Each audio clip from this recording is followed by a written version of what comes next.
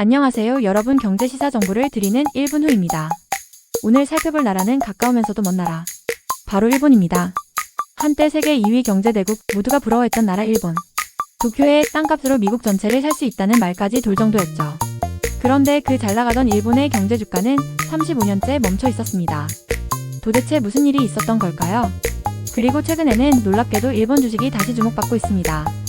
워렌 버핏도 일본에 투자하고 있다는데 무너졌던 일본 경제는 정말 다시 살아나고 있는 걸까요? 오늘은 그 모든 이야기를 함께 풀어보겠습니다. 1. 잘나가던 일본 어디까지 갔었나? 1980년대 일본은 그야말로 세계 경제의 중심이었습니다. 소니, 도요타, 도시바, 파나소닉, 메이드 인 저펜은 곧 최고 품질의 상징이었고 미국을 포함한 전 세계에서 일본 제품을 쓰지 않는 곳이 없을 정도였습니다. 이때 일본의 주식과 부동산 가격은 상상 초월 수준으로 올랐습니다. 1989년 일본의 주식지수 니케이 225는 39,000을 돌파하고 도쿄 항공 부지 가격은 미국 전체 땅값과 맞먹는 수준까지 치솟았습니다. 모두가 말했죠. 이제 세계의 중심은 미국이 아니라 일본이다. 그러나 이 영광은 오래가지 않았습니다. 2. 플라자 합의부터 시작된 붕괴. 1985년 미국은 강달러로 인한 무역 적자를 해소하고자 플라자 합의를 주도합니다. 일본은 이 합의로 인해 엔화를 강제로 절상해야 했고 이는 수출 의존도가 높은 일본 기업들에 막대한 피해를 주게 됩니다. 경제 충격을 완화하기 위해 일본 정부는 금리를 인하하고 유동성을 풀기 시작했죠. 문제는 그 돈이 생산적 투자로 가지 않고 주식과 부동산으로 흘러들어갔다는 점입니다. 그 결과는 우리가 잘 아는 버블 경제의 시작이었습니다. 3. 1989년 거품의 정점 그리고 붕괴. 니케이 225지수는 역사상 최고치인 38,957포인트를 찍고 도쿄의 아파트 가격은 일반 직장인이 평생을 일해도 살 수 없을 정도가 됩니다. 기업들은 공장 대신 부동산 투기에 열중하고 은행들은 부동산 담보대출을 무차별적으로 해줍니다. 그러나 1990년 일본은행이 인플레이션을 막기 위해 기준금리를 인상하면서 모든 것이 한순간에 무너집니다. 주식시장 폭락하였고 부동산 가치 급감하며 기업이 도산하고 은행 부실화 등이 이어지며 일본 경제는 단숨에 얼어붙었습니다. 그 여파로 좀비 경제의 시작과 잃어버린 10년 시작됩니다. 버블 붕괴 이후 일본 정부는 구조조정이 아닌 연명 전략을 선택합니다. 파산 직전의 기업들에게 세금을 투입해 살리기 시작했고 부실 은행과 기업은 퇴출되지 않고 좀비 기업이 되어 시장에 남습니다. 문제는 이것이 경제 전반의 회복을 지연시켰다는 점입니다. 소비자는 자산을 잃고 소비를 멈췄고 기업은 생산보다 부채를 갚는 데 집중했고 일본 경제는 점점 더 내부적으로 침체되어 갔습니다. 이 시기를 우리는 잃어버린 10년이라고 부릅니다. 그런데 그 10년이 지금까지입니다. 일본은 1990년대 이후 2000년대, 2010년대, 2020년대까지 경제 성장이 멈춘 상태를 이어가고 있습니다. 그래서 이제는 잃어버린 10년이 아닌 잃어버린 35년이라고 부릅니다. 물가는 정체되거나 떨어지고 임금은 오르지 않고 국민들은 미래에 대한 확신을 잃어버렸죠. 구조적 문제 인구와 디플레이션에 대한 문제점들에 대해 알아봅시다. 일본 경제 침체의 핵심 원인 중 하나는 바로 인구 문제입니다. 일본은 고령화 세계 1위 국가로 65세 이상 인구 비율이 30%에 달합니다.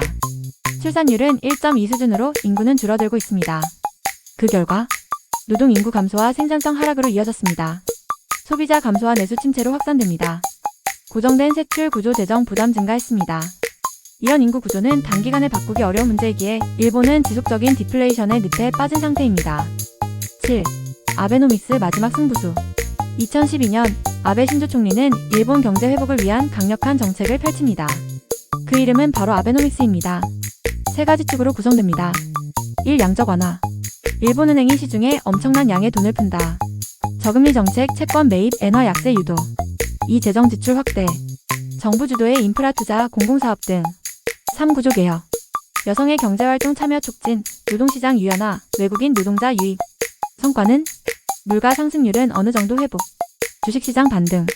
하지만 국민의 실질 소득과 체감 경기는 여전히 정체 상태. 8. 그런데 최근 일본 주식시장이 다시 떴다. 놀랍게도 2024년 일본의 대표지수 니케이 225가 버블 붕괴 이후 처음으로 최고치를 경신합니다. 33년 만에 일본 주식이 다시 뜨고 있는 것이죠. 왜 갑자기? 외국인 투자자 유입. 워렌 버핏도 일본 상사 5대 기업에 투자하며 주목을 끌었습니다. 엔화 약세로 일본 기업들의 수출 경쟁력 증가. 기업들의 체질 개선. 오랜 구조조정 끝에 일본 기업들이 수익성과 효율성 중심의 체계로 변모. 주주 친화 정책 확대, 배당금 확대, 자사주 매입 등 이제 일본 기업은 버티기에서 성장 중심 기업으로 탈바꿈하고 있습니다. 그렇다면 일본은 정말로 경제 성장에 회복한 걸까? 단기적으로 보면 자산시장 회복은 분명해 보입니다. 주식시장 활황, 기업 수익성 개선, 외국인 투자자 증가. 하지만 여전히 소비자 신뢰, 내수경제, 임금 상승은 뚜렷하지 않습니다. 기업은 살아났지만 국민은 아직 아니다. 이 말이 일본의 현재를 정확히 요약하는 문장일지도 모릅니다.